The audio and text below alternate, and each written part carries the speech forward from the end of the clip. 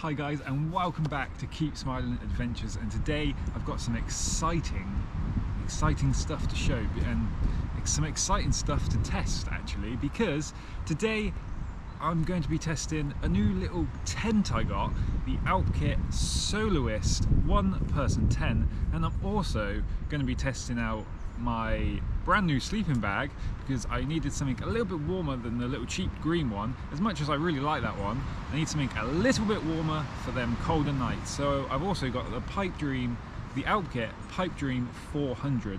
But first, let's take a look at the tent. So this is Alpkit's Soloist 1-man tent. It's in the extra large version because, well, yeah, I'm extra large.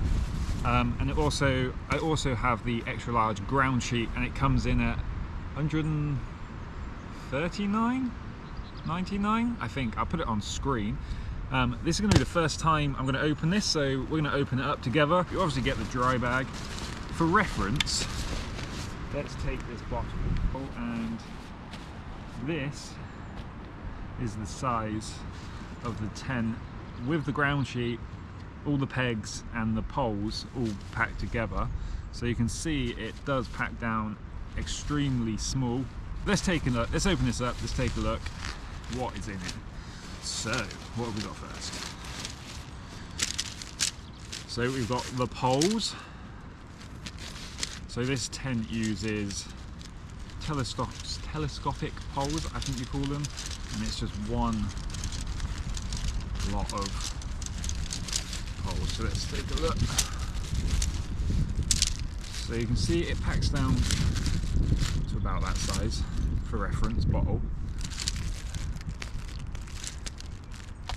So this has always been the sort of issue for me with a tent. You always have these poles that are a bit of a pain when you're on the bike, but now I've got the bond track and kind of carry a bit more, so I'm not too worried about having them, and it just gives me another option if I fancy taking a tent instead of like the tarp or the hammock or whatever. It just gives me another option. So let's continue. Okay, what have we got in here? I would say these are the pegs. I would be right.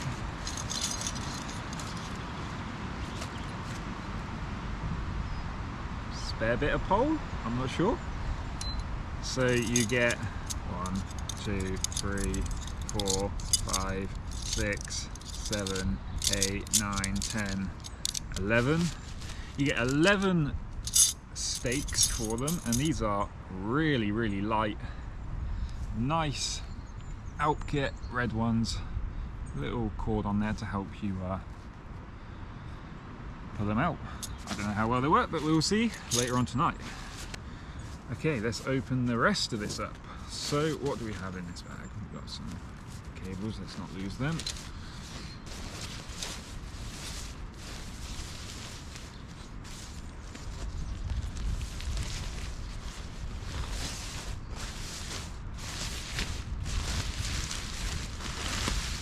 So this will be the tarp section of the tent, the waterproof section of the tent, I believe.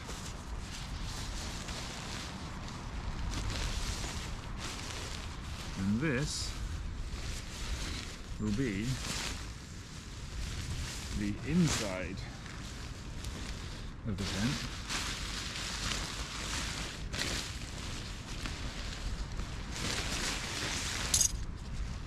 There should be a ground sheet in here as well. Huh. They might have forgotten to put that in. I definitely ordered it with that. That was an extra. So we also have some spare bits of fabric for the, so if you ever get a hole, you've got some spare fabric to repair it.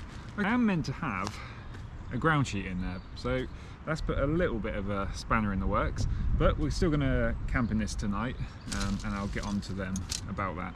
So basically the reason I decided to go for this Soloist 1-man tent is purely because the options. This tent One, because it actually comes in an extra large, and I was looking at a few others. Some of the 6 Moon ones look really cool. They're super light and they're just one pole, even less than like these poles. It looks awesome. I'm just worried the length wouldn't be quite right, and also they're like £300 plus the pole, or like 250 plus the pole, which is like £300, whereas this costs like half the price. And essentially, once I've got the ground mat, it can basically be 3 tents. It can be the one we're going to try first, which is the main one. Let's do that now.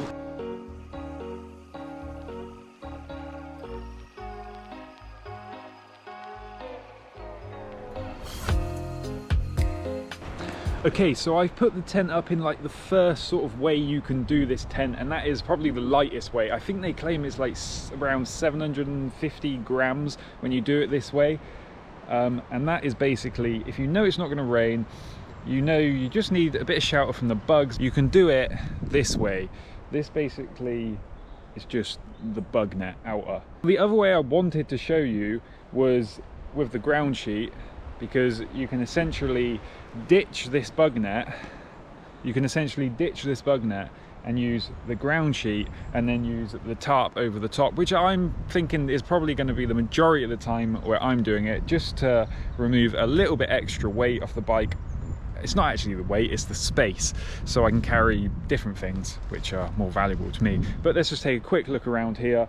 I have noticed one issue with this tent already. Today is quite a windy day. I'm in quite a sheltered place, and it does seem to get quite blown up because it is quite tall, so you do need to think about when you're pitching it, making sure the wind is either in front of you or behind you, just so it sort of cuts through. But let's go and have a little look around the tent.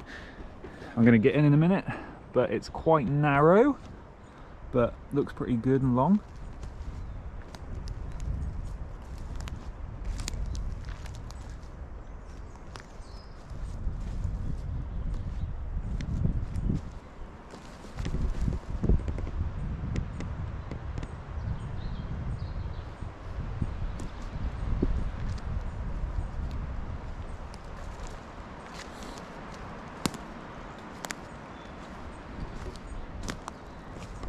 In a minute, I'm just going to jump in, and what we're going to do is we're going to see if me, 6'6", nearly 2 meters tall, can fit into this Alpkit Soloist extra large. The door is quite tight, which is always the disadvantage of having just the standard door coming in. Let's first test, can I actually sit up in this tent? Well, yep, my head is just about touching. Well, it's not really. It's quite tight. It's not, you'll be touching the inside, but that shouldn't really matter because you'll actually have an exterior in a minute once I've done that. But I'm gonna lay down. Ugh. Okay. So I'm at pretty much the limit of this because my head is like literally where it would have to be while I'm sleeping. And let's just take a look at my feet. They are actually touching the door. Also has a little hook here that you could hang a little lamp or whatever you want to hang up. But apart from that, that's pretty much it. It's a pretty basic sort of inner. You've got your bug net. Is there any pockets in here? Let's have a look. Yep, so we've also got a little pocket here. I mean, it's not very big. It'll probably fit a phone, just, you know, it'll be fine. Okay, what I'm going to do now is we're going to put the top on this tent, and that will be the second way of pitching this tent, which would be the majority of time in England if it's raining.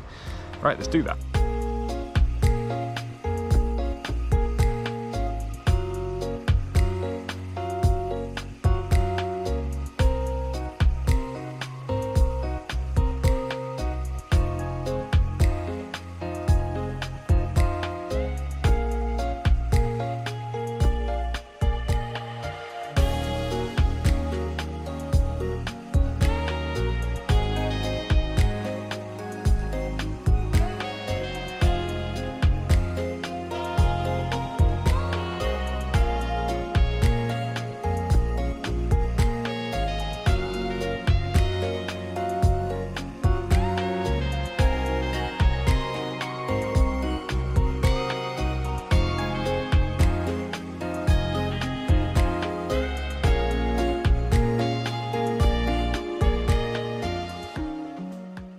Okay, well, I've managed to get it all sort of set up.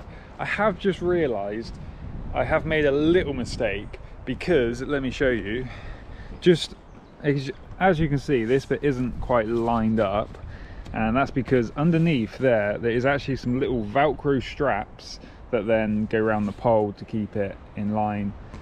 But I didn't actually see them until I just climbed in to see what it was like. I don't think it's going to matter too much tonight, but yeah, just something to note. Let's go and get inside this and see what it's like now that it's got the rain cover on. Yeah, let's jump on inside.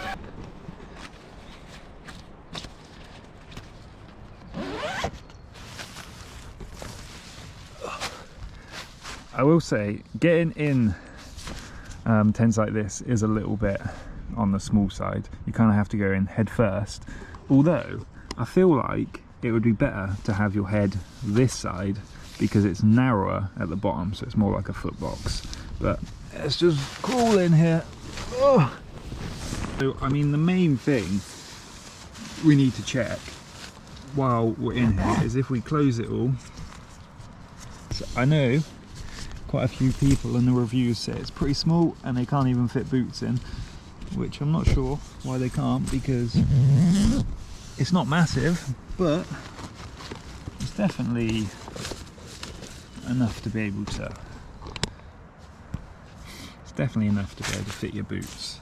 You could probably get a couple dry bags. I mean, it'll probably be touching this, but I guess if you've got big boots they might touch, but I think it's big enough just to store a few little bits and bobs. It's not massive, you're not going to be doing anything crazy under there. So overall, putting the tent up, it's pretty straightforward, it's not too complicated. The outer bit is a little bit fiddly, and especially if it's windy, trying to, like, now that I'm actually thinking about how I'd actually strap them little Velcro loops on it, seem to be a little bit fiddly. But overall it is pretty simple. I do feel like if you get a crosswind on this tent, it might be pushing in. I don't think it'll matter too much while you've got the outer bit, but if you're using it as just the netting part on its own, then it might get pushed a bit and you'll be pretty narrow. So that is the first little thing that I brought, but also I needed a slightly warmer sleeping bag, so I've gone ahead and brought the Alpkit Pipedream 400. Is a 3-season sleeping bag. So let's go on and have a look. So here it is. Now obviously it does actually come with its own dry bag, although I typically just stuff everything into my own bag. It also comes with a storage bag which you can keep these in. I'll put a picture on screen where it comes, because I haven't brought it. So this is the Pipedream 400. This is their extra long version, and I believe it weighs around 900 grams instead of like the 850 for the shorter one. It's the same fill power. I'll put all the specs on the screen. What I'm going to do is I'm going to put it into their dry bag and we'll be able to see how small this packs up.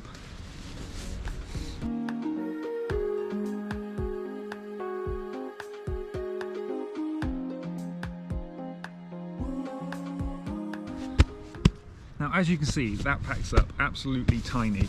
Now, the other sleeping bag that I have is basically a really cheap summer one. It's down, but it stuffs slightly smaller than this, but the temperature is recommended at, like, I think 10. I can take it down to about 3 or 4 with a down jacket, but I was starting to get cold feet at that time. So it will be interesting to see how well this one performs, because I think they say it's rated down to like -4 or something. But for comparison on the size, this is in their own dry bag. I'm pretty sure you can get it even smaller if you put it in your own. But it's basically the height of this water bottle. It's obviously a bit thicker. And that is this is the extra long version, so it's a slightly bigger version, but yet it still packs down to absolutely nothing. So before I actually settle down for the night and get comfortable, I'm actually decided I want to move the tent somewhere else because the ground's not quite how I like it. So this is going to be a quick test, how easy it is to move it while it's still pitched up. I've just taken all the pegs out, so hopefully I should just be able to grab it and pick it up pretty much. just going for a walk with my tent. Well, yeah, that works pretty nicely. So at least once it's done, it's quite easy to just carry to wherever you need to do. It doesn't weigh anything. Nice. Right, I'm going to bed. Right, I'm going to set this up and I'm going to settle down for the night, and I will see you guys in the morning. Morning guys, and I've got to say a few things because last night I slept incredibly well. The first thing I'm going to sort of say is the Pipedream 400 for me right now, I'm going to say, is the most comfortable sleeping bag that I've actually ever slept in. It just fits quite nicely. I am sort of on that, I am just about, my feet are just about, so my feet are just about touching the bottom of the sleeping bag, but it doesn't feel restrictive at all. The width of it just feels nice, and that was always a problem I've had with a lot of sleeping bags, is they're just a bit too tight, and they just get a bit like, oh, and it just, you can't quite get comfortable. But this one, super comfortable and incredibly perfectly warm. It didn't really get cold last night. It was like 10, maybe 9 was the lowest, so I can't really say I needed to test it to its extremes or anything, but it was super toasty warm and I was just like super comfortable. So the Pipedream 400 is going to make a great addition to my bike packing setup, because I think most of the time I'll probably just be taking this one. And so that brings me on to the tent.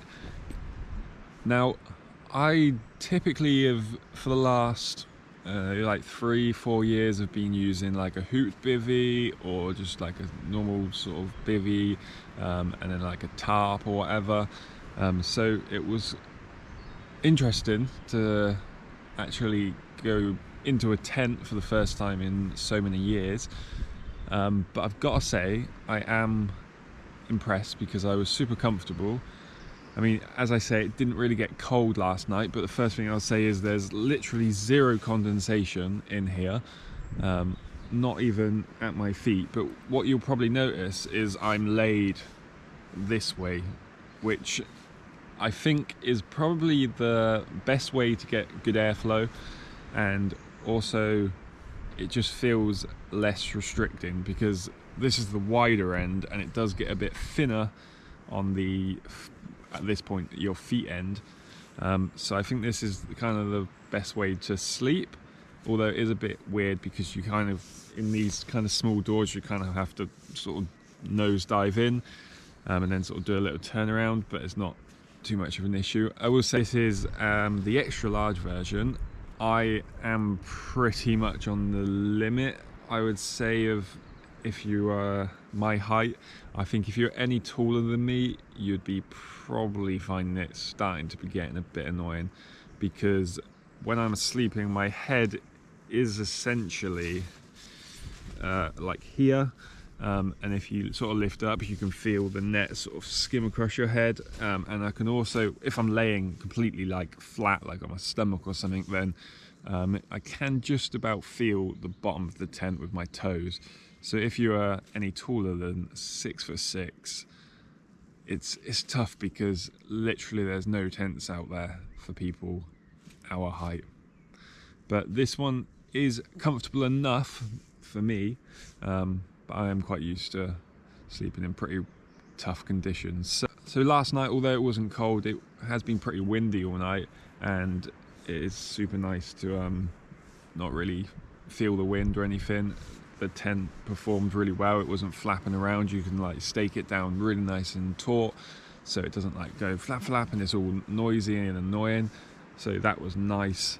The pegs that you get with this tent are easily the best pegs that I've ever received with a tent, because normally they just give you the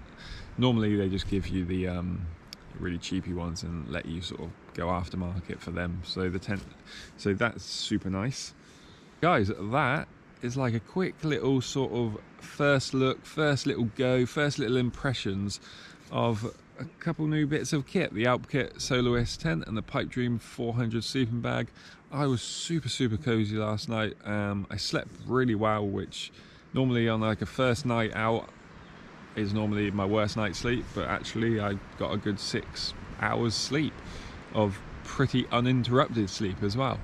So if you enjoyed this video, do make sure you hit that thumbs up button, and if you want to see more bikepacking adventures and wild camping and all this outdoors type of stuff, make sure you subscribe to the channel, and I will see you in the next one. Keep smiling, enjoy the adventures, peace. I'll go back to sleep.